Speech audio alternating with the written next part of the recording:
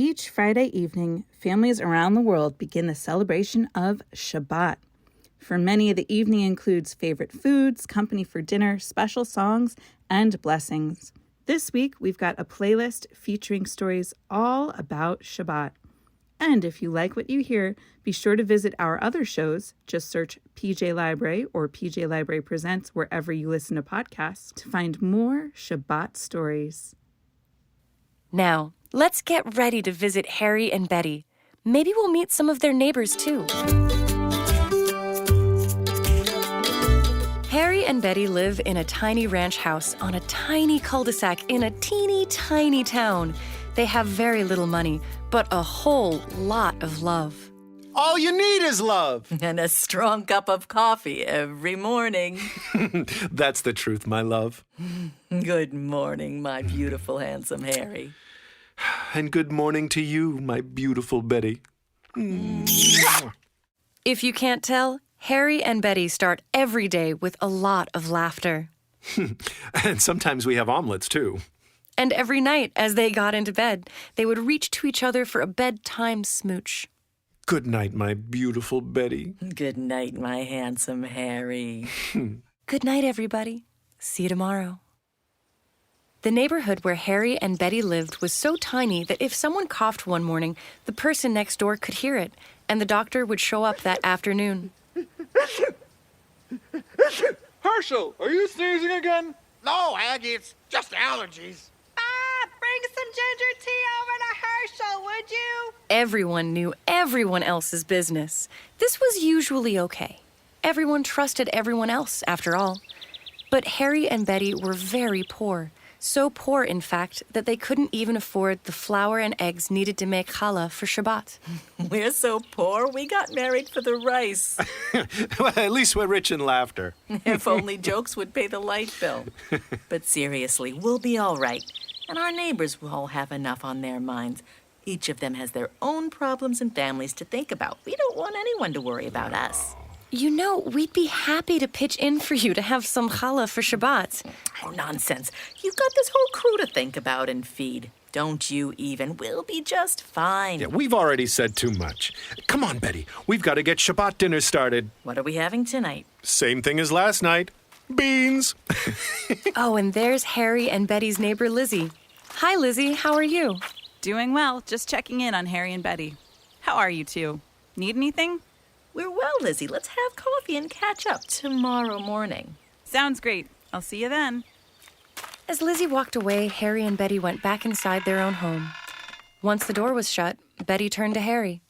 Oh, Harry, Lizzie has so much on her plate already. I don't want her to worry about us, too.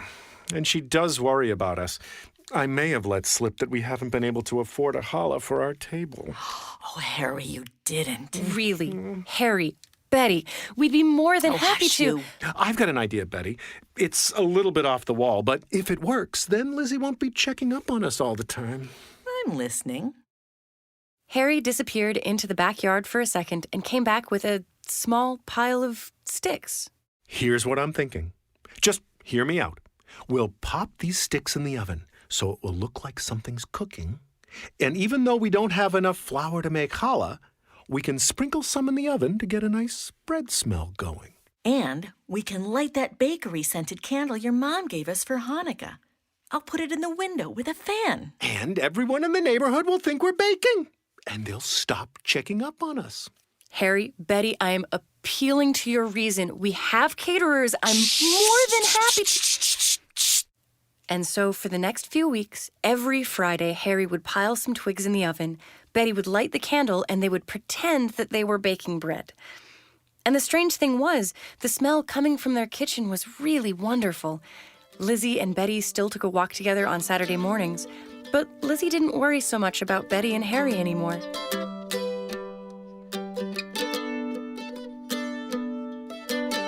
If I'm honest, I don't like watching my beautiful Betty go hungry. On Friday nights, we have the glow of candles, and we say the blessings together, but I'd like to give her a nice challah, too. I can hear her tummy growling at night. Then Harry had an idea. Oh, I bet old Tom at the co-op would let me barter some fresh-caught fish for some groceries. He's always cutting deals like that. And I know he's been short on fish lately. That's it! So Harry ran inside to grab his fishing pole and give Tom at the market a call. As it turned out, Tom was more than happy to employ Harry.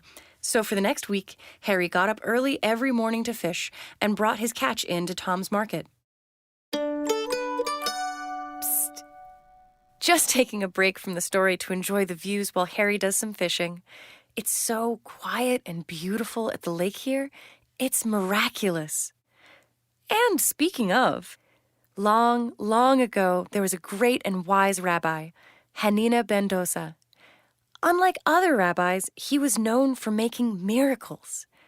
One of the most famous involved a bundle of twigs transforming into an oven full of bread. To learn more, and to find Betty's favorite challah recipe, visit gotastorypodcast.com. Okay, time to get back to the action. Ooh, nice catch, Harry! Betty was working on a surprise of her own. I took this free class at the library and learned all about selling handmade items online. Well, I've got a whole pile of doilies and scarves I've knit over the years just to keep my hands busy, and people love them. I just shipped out my first order. Now I can surprise Harry with some eggs for challah. If things go well enough, maybe I'll even be able to spring for a chicken to roast. And so every night after Harry went to sleep, Betty stayed up late packaging doilies, knitting scarves, and putting together orders for her shop. At the end of the week, Harry was out front trimming the grass when Lizzie stopped by. Wow, Harry, your challah smells even better than before. What is your secret?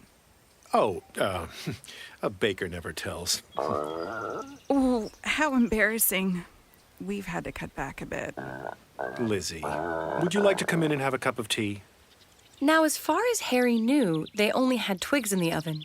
But he couldn't bear to see Lizzie hungry, and he knew that he and Betty would always find a way to share what they had with others.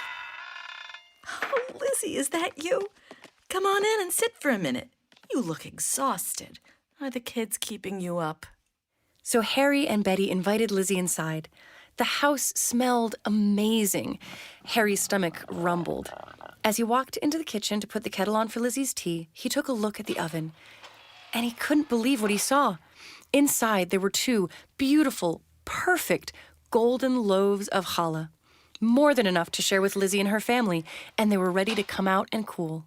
Lizzie, why don't you call Morgan to bring the kids over? We can all enjoy Shabbat together. And so that evening, Harry and Betty hosted Lizzie and her family. They lit the candles, said the blessings together, and shared the beautiful loaves of challah together. After dinner, the kids sang while Lizzie played guitar, and Harry told stories that he'd learned from his Zayda. What a wonderful evening. It is so nice to have company for a change. After everyone had left for the night, Harry turned to Betty. Betty, I expected to find twigs in the oven today, but there were 2 loaves of bread. How in the world Well, it was the strangest thing. I went down to Tom's to pick up some eggs earlier. I figured that even if we couldn't make challah, at least we could maybe boil some eggs and have a nice little Shabbat picnic. When I got home, I was looking for something in the cupboard and was surprised to find a big bag of flour and some yeast. I thought I was dreaming at first, but the flour was there, and it was good. So I made some bread. Oh, my wonderful Betty. But where in the world did that flour come from? Well, where did you come up with the money for eggs? So Betty told Harry about her new business, and Harry, in turn, explained that he'd been fishing for Tom, the market owner, every morning, and had bartered for a sack of flour. Betty and Harry laughed and laughed. As the weeks went on, they were able to save more money and share with more of their neighbors. Now, every Friday night, Lizzie, her family, and all of the other neighbors gather in the middle of the cul-de-sac for a Shabbat community dinner. Oh, hey, by the way, it's Friday afternoon. You're welcome to stay for dinner tonight. There's more than enough. And you'll probably get some good stories for your project. Oh, thank you. That sounds amazing. Speaking of which, Harry, we've got to get our bread in the oven or it won't cool in time. Right. We'll see you all tonight. Bye for now. See you soon.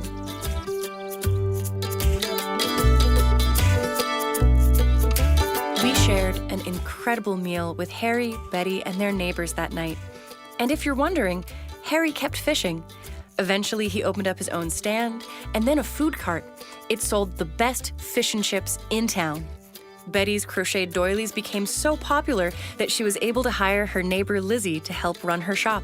Together, Betty, Lizzie, and Harry also started a neighborhood food pantry so that no one would ever have to worry about having enough for dinner on Shabbat or any night of the week.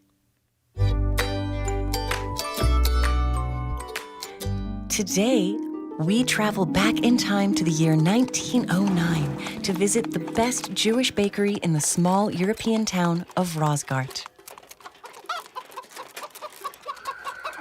Rosgart is known as a friendly town. Hi, Rita. It is a neighborly town. Hey, Rita, we expect you for Shabbat dinner. But most important to this story, Rosgart has the best and, well, only Jewish bakery in the county. Welcome to Jacob's Bakery, everyone. The smell of baking halot is everywhere. And what's this? Fresh from the oven?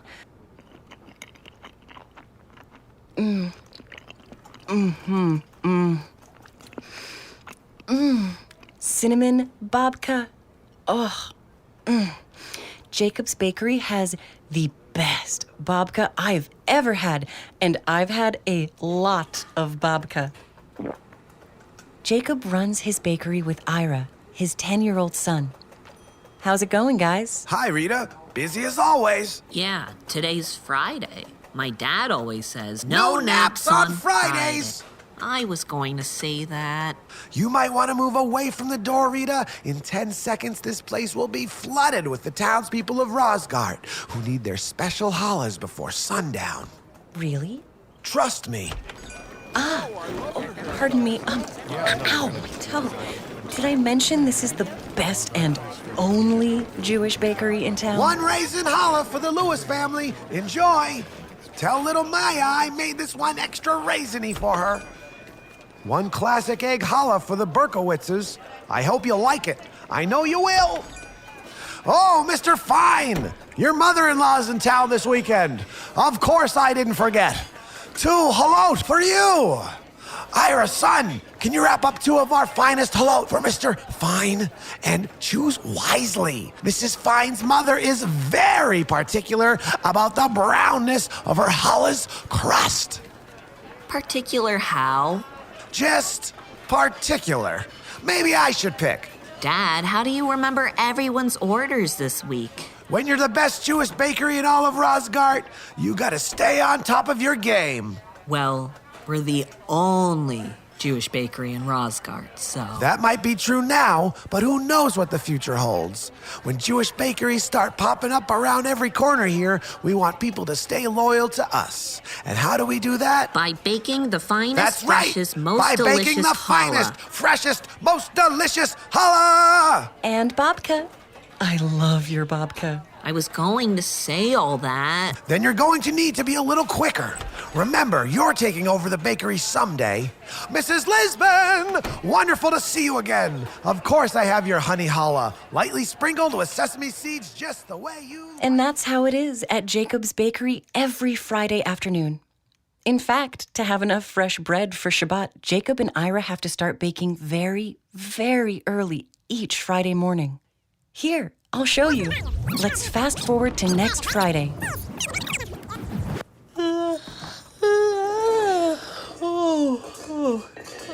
It's almost 4 in the morning.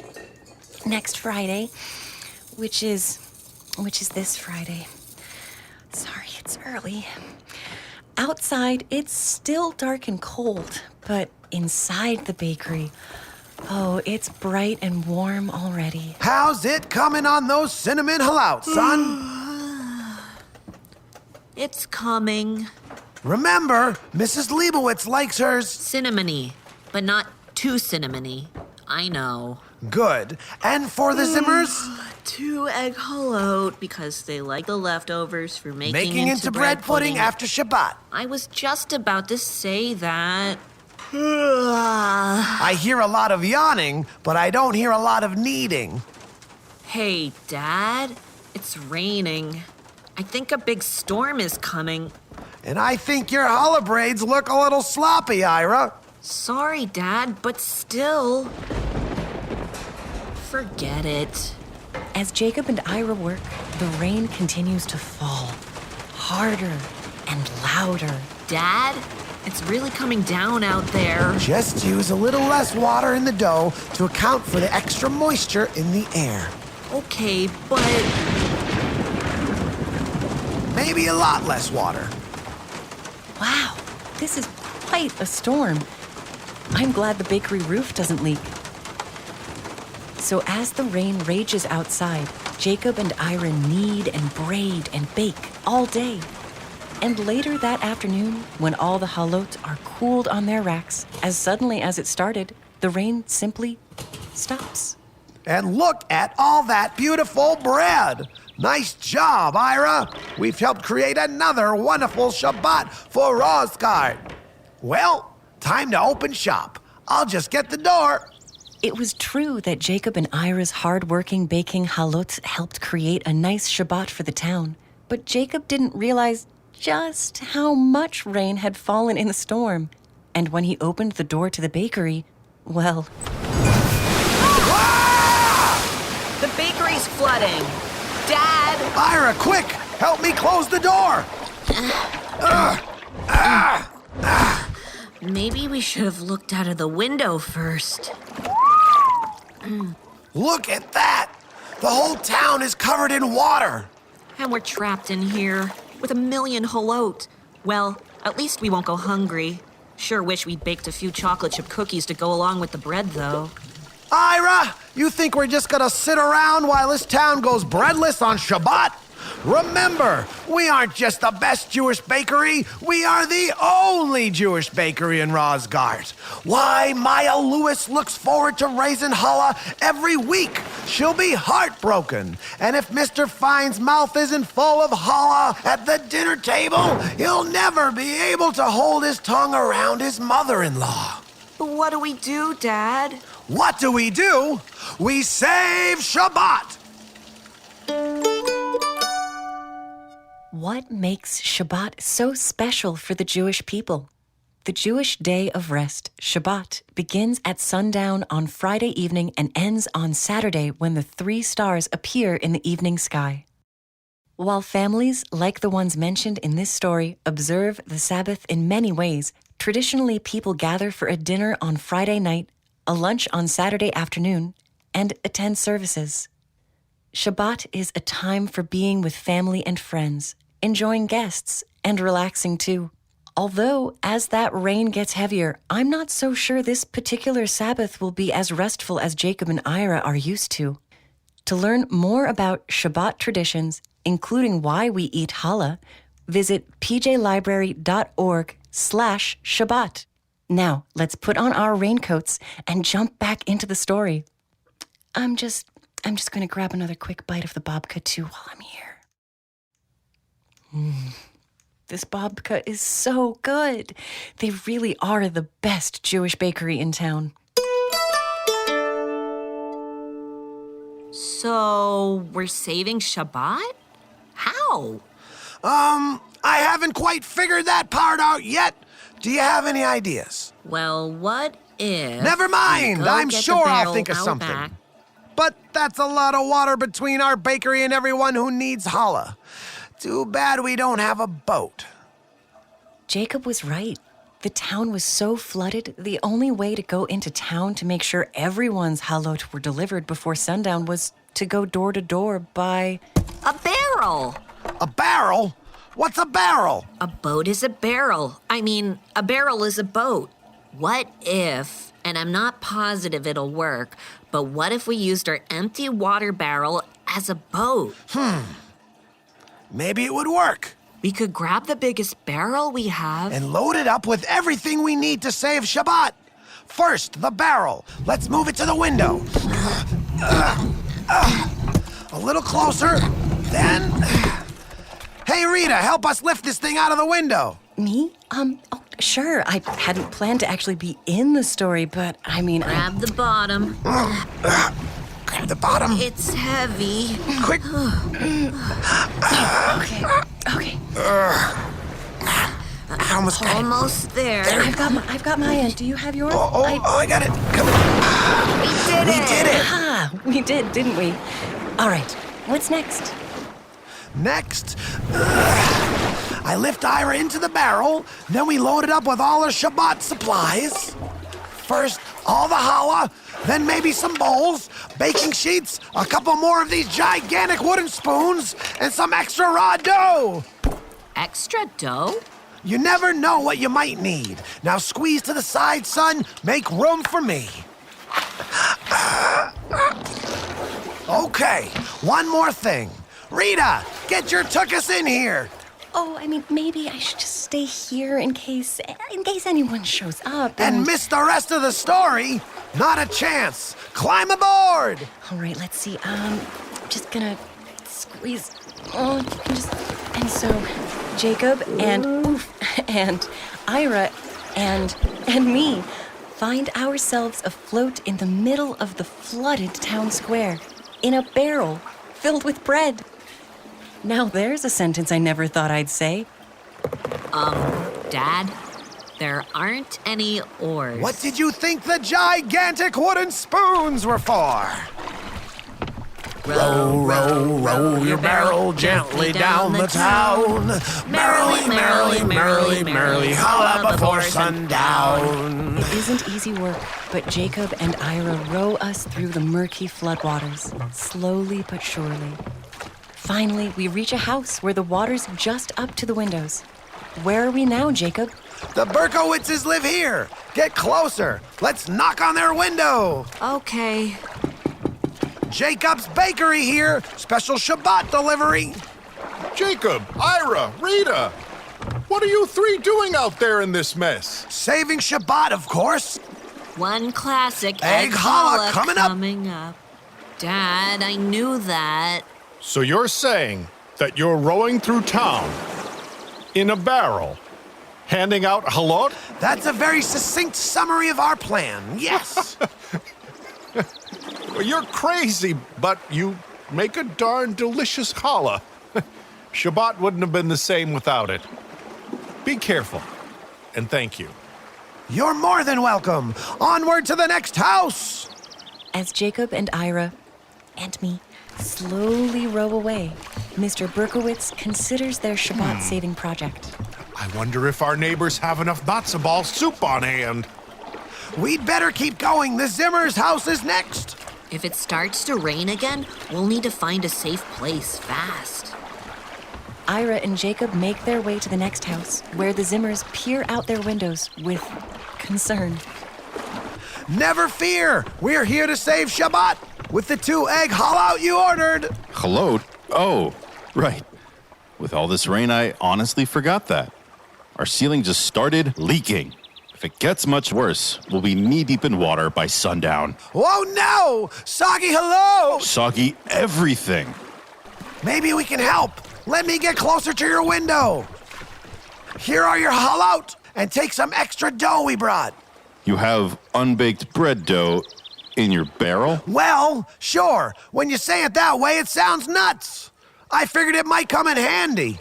Try using it to patch your ceiling for now. It should hold until you get someone to fix it. I'll try anything.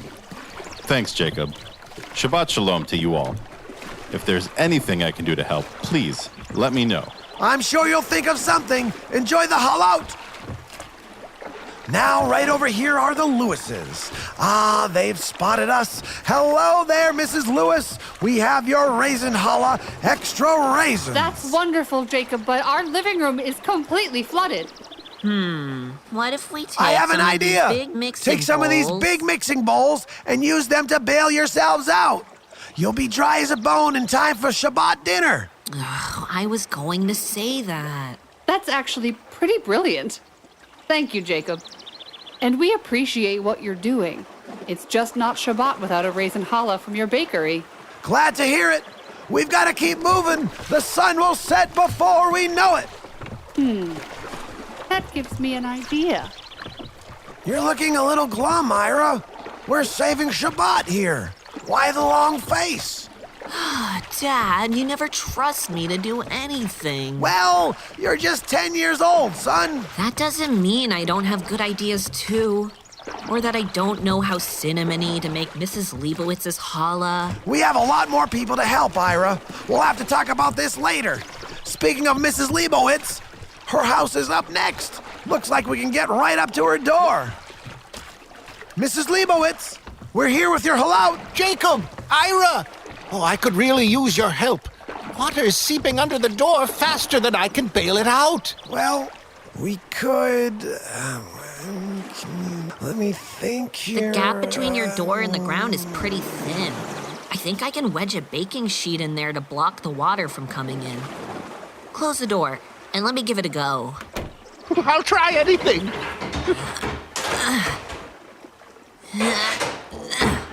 Amazing! It worked! Thank you, Ira. You've got a smart young man there, Jacob. And thanks for the challah, too. Ooh, it looks like it's the perfect amount of cinnamony.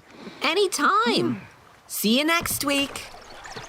Rita, it's nice to see you're enjoying your stay in Rosgart. Thanks, Mrs. Leibowitz. Shabbat Shalom. How nice of them to make sure our Shabbat wasn't ruined. I wonder if our neighbor's Shabbat candles are still dry. Excuse me, Rita. Can you give Ira and me a little space? Oh, sure. I'll just scooch over to this side of the barrel and, Son, I'm sorry. You're right. I should trust you more. With the bakery and just in general. You do have good ideas. Great ideas.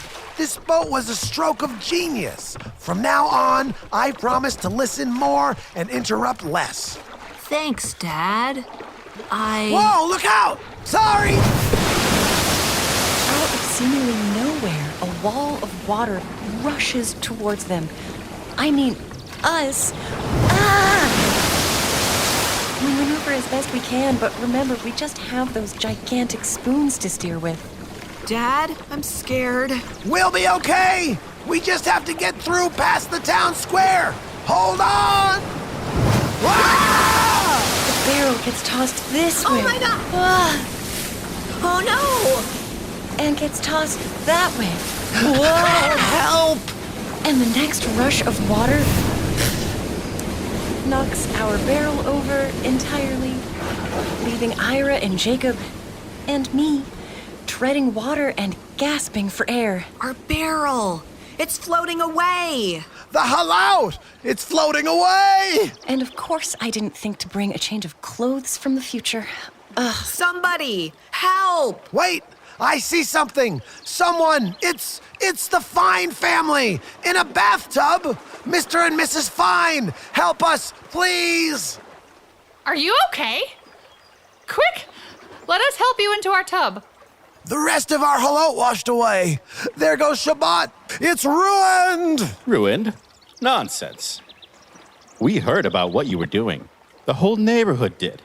And everyone wanted to help. So we all got in boats, or bathtubs, or whatever we could find, and followed your lead. We tried to deliver Shabbat goodies to our neighbors. Unfortunately, nobody's home to receive the gifts. Everyone's on the water, trying to share. You look awfully happy about it. Well, the flooding also forced my mother-in-law to cancel her visit. Andrew, Sorry, dear. we have oodles of roasted potatoes and no one to share them with. What are we going to do with all of these? You know, that gives me an idea. I actually have an idea, too. Why don't you go ahead, son? How about we gather all the boats and head back to the bakery? We still have some dry challah inside. Sounds like a good plan to me. Me too, Ira. That is a great plan. And so the full Fine family bathtub paddles toward Jacob's bakery, herding all their neighbors' rafts and makeshift boats along the way. By the time we reach the bakery, the entire town is floating outside, and a brilliant rainbow stretches across the sunset. This is perfect. Now we can all have Shabbat dinner together. We'll just have to be careful about passing things over the water. I've got my famous matzo ball soup. I made enough chicken for everyone. And we have plenty of candles to light. We can all share our chalot. Maybe we should start a halot delivery service. Rain or shine. Great idea, son. I like the way you think. Oh, look! Even my mother made it. And for dessert, babka! Shabbat shalom, friends! Shabbat Shabbat shalom! By the next day, the floodwaters recede and life goes back to normal in Rosgart. After that night, the townspeople eat a shared Shabbat dinner together each Friday night at a long table set up in front of Jacob's bakery. In honor of the flood that brought them together, Jacob and Ira bake a special braided rainbow challah for every Shabbat dinner. Naturally, it was Ira's idea. Celebrating Shabbat is so important, and we can all do it in our own personal styles. When we can celebrate in a way that also helps our neighbors, well, that's even better. Did you know that great stories come from all sorts of places? The story I just shared, the Shabbat flood, was actually inspired by something that really happened. Sure, we added some silly stuff, but one time a flood really did inspire the town baker to deliver his halot by boat so that everyone's Shabbat would be perfect.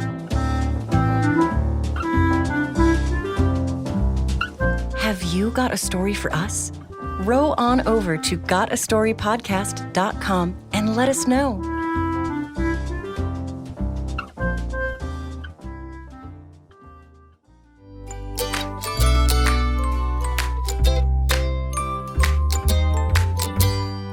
Do you have anyone in your life who you're so close with, it feels like the two of you share a brain? Well, today's story features two sisters who share a lot of things. They definitely feel like they share a brain, even when it makes them lose their mind.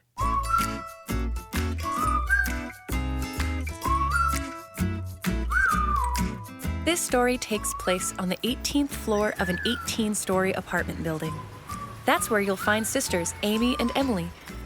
Growing up, Amy and Emily did just about everything together. They went to the same school, they were co-captains of their soccer team, they even played the same instrument in band. The coolest instrument, of course, the oboe. Now that they're all grown up, Amy and Emily are still inseparable. In fact, their apartments are right next to each other. Hey, want to come hang out? Sure. Let me put my work stuff down and I'll be over in a minute. Yay! Amy and Emily look almost exactly alike. They even dress alike, although Amy prefers pants, while Emily usually wears skirts. But only if it has pockets. A skirt without pockets is like, you might as well just wear a towel. Duly noted. Where was I? Oh yeah, they look alike. Even Amy and Emily's apartments look alike, at least from the outside. Their doors are side by side with the same purple mezuzah and the same decorative sign that says, "Welcome, come in, sit down, you must be starving." From the outside, the only difference is the apartment numbers on their doors. But once you go inside, you're able to see how Amy and Emily are really different. Emily has plants and flowers in almost every corner of her apartment. There are orchids and aloe plants, ferns, herbs, even a cactus or two. She also has 2 dogs, 3 cats, a guinea pig, a talking cockatiel named Harvey. Hello. Hello, Harvey. And a gerbil. His name is Augustus. Emily's apartment is crowded from floor to ceiling and very, very noisy, and she wouldn't have it any other way. Amy's apartment, on the other hand, is almost empty. There are no plants, no animals, and almost no decorations to collect dust. It's not that Amy doesn't want to have all those things, it's just that she has allergies. Gesundheit. It's been like this ever since they were little girls. The zoo made her wheeze louder than the sleeping rhinos, and when they played at the park... Amy, catch! Ow! Hey, watch it! Sorry. The pet store, circus, botanical gardens, the dusty old... Oh, sorry. Moving on. She's tried the medicines, the treatments, the allergy shots. She's even tried wearing a breathing mask, but it's no use. Nothing helps. Amy's allergies always get in the way. When Shabbat arrives on Friday nights, the two sisters gather together to relax and talk about their week. They light the candles, sip some grape juice, and share a loaf of challah. Thank goodness I don't have food allergies. I love challah. They sing the blessings in perfect harmony and enjoy a delicious meal together. But they always gather in Amy's apartment, week after week, because Emily's apartment makes Amy sneeze and wheeze so much the candles would go out. The only pet who comes to Amy's house is Harvey, since he doesn't have fur, only feathers. Shabbat shalom. Wow, it's Shabbat. Gotta go to Amy's. It's Shabbat. One night, Gotta go to Amy Amy's. couldn't sleep. She was lying awake in bed thinking about her sister. Poor Emily. She never gets to enjoy Shabbat in her own home. Amy tossed and turned, and then suddenly sat up in bed with an idea. That's it. I'll sneak a challah into Emily's kitchen so she can enjoy some challah at home. Amy tiptoed into her dark kitchen, where she had a fresh challah waiting on the counter. Then she took some allergy medicine, just in case, tucked the challah under her arm, and snuck into Emily's apartment. She held her breath so she wouldn't sneeze, tiptoed over the sleeping cats, snuck some treats to the dogs so they wouldn't bark, and made sure Harvey's cage was covered so he would stay asleep. Then she left the yummy bread on the kitchen counter.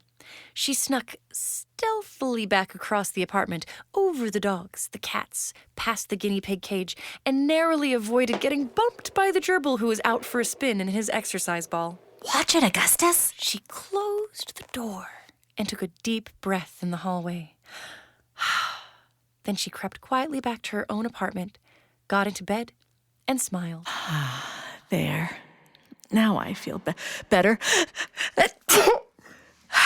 Totally worth it.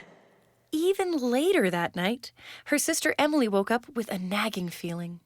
Poor Amy. She always has to host Shabbat dinner.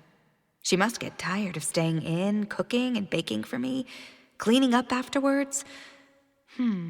Emily tossed and turned so much she bumped her cat, Ketzel, off the bed. She sat up. I've got it. I'll sneak a challah into her kitchen so that she doesn't have to make it herself. Emily went to her dark kitchen to get the challah out of her cabinet, but was surprised to see one resting on the counter. I don't remember leaving this here. Whoops! Augustus Gerbilis, what are you doing up? Careful, bud.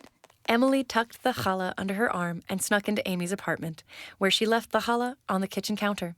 There, that's right. Emily returned to her own apartment, snuggled back into bed between Ketzel and her second biggest dog, Larry, and fell back to sleep. The next morning, Amy got up to make herself a coffee in her quiet, empty kitchen. But when she got there, she stopped and stared at the counter. There was her challah. Didn't I bring this to Emily's apartment in the middle of the night? Maybe I dreamed it.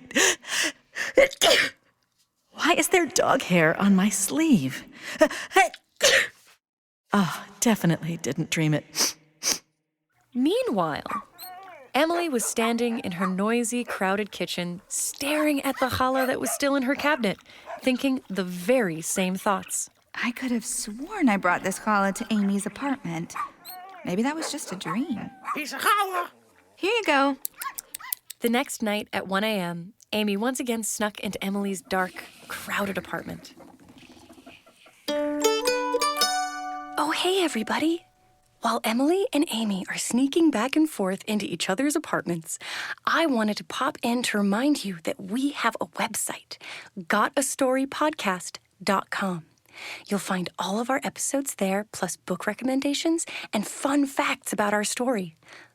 Like, did you know that the same folktale that inspired this story was also the basis for the PJ Library book, Yafa and Fatima Shalom Salam by Fatzia Galani Williams? What's interesting is that no one knows who wrote the original folktale or where it came from, but you'll often hear versions with two brothers. Some people retelling the story will add that the spot where the two siblings met in the middle of the night became the location of the Holy Temple in Jerusalem. Surprising, right? Okay, gotta get back to the story. Remember, gotastorypodcast.com. She held her breath so she wouldn't sneeze, carefully rolled Augustus out of the way and tiptoed over all the sleeping dogs. The cats were in the bedroom with Emily this time. Amy left a nice bottle of grape juice on the kitchen counter. She hurried back to her own apartment, took some allergy medicine, and settled back into bed. Next door, it was Emily who slid out of her bed, doing her best not to disturb the cats. She had left a bottle of grape juice on her dresser for this plan, so she grabbed it and headed out. Whoa, watch out, Augustus. And carefully snuck out the door. She used her key to let herself into Amy's apartment, where she left the grape juice displayed on the counter. Then she tiptoed back home and went to bed. The next morning, the sisters got up, each walked into their own kitchen, and each found a bottle of grape juice on the counter. Amy was confused. Okay, now this just doesn't make a lick of sense. Emily was baffled. What is going on? Piece of challah. Not now, Harvey. That night, both sisters were determined to try again. Amy got up in the middle of the night and took a great big container of cholent, Emily's favorite type of stew, out of the fridge. I'll just get out the slow cooker, set this up over at Emily's, and she'll have quite a surprise for lunch tomorrow. At that very same moment, Emily was sneaking into the hallway holding a big roasted chicken wrapped in foil. This is Amy's all-time favorite. I'll just slide this right into the fridge so she'll have it for dinner tomorrow. Gotta put this chicken down somewhere so I can get my keys. But just then, Amy's door opened. Emily, what are you doing? Is that a roast chicken? Well, I could ask you the same thing. And it's the middle of the night. Where are you going with a slow cooker? And is that a big bowl of cholent? Yeah, extra veggies, just like Grandma Mimi used to make. I was going to set it up for you as a surprise. Whoa, almost dropped it. I was about to do the same for you, but with this chicken. Hold on, I better shut the door. Augustus is trying to roll his way out. Want to come inside for a bit? We can put our chicken and cholent in the fridge and save them for tomorrow. Emily and Amy stayed up all night, laughing, eating cookies, and watching their favorite movies from when they were kids. Go after her, Mama Bird. Don't let Fifi go. She has to, Em. Fifi's the only one who can save the forest. In the morning, they made extra cheesy omelets and had a really nice breakfast together. They talked about both of their attempts to surprise each other. My generous sister. How can you give so much to me when you already give up so much, leaving your pets behind on Shabbat week after week? No, you are the generous one. How can you give more food to me when you already feed me a full Shabbat meal week after week? We have so much to give. Perhaps we can share our challah with people who don't already have a loaf sitting on their own kitchen counter. And we certainly have more grape juice and roast chicken than two people can eat together. So the sisters began a new tradition. Once a week, they'd cook a huge amount of delicious food. They'd bring almost all of it to their local soup kitchen. They'd help serve it to anyone who came needing a hot meal, and often stay to have dinner with the new friends they made. And they still spend every Shabbat together, lighting candles, sipping grape juice, and breaking off bits of challah to share. Shabbat Shalom. Shabbat Shalom. Here you go, Harvey. The last bit of challah is for you. Thank you. And thank you for listening to Have I Got a Story for You from PJ Library. We hope you enjoyed this episode. Can you think of a time when you gave something to someone else without expecting anything in return? And can you think of a time when someone else was that generous to you? Giving and getting both feel really good. So if we all do more giving, there'll be more getting in the world too. We had a story for you, but do you have a story for us? Send a voice memo in at gotastorypodcast.com. You might be featured in an upcoming episode. And don't forget to rate, review, and subscribe wherever you listen to podcasts.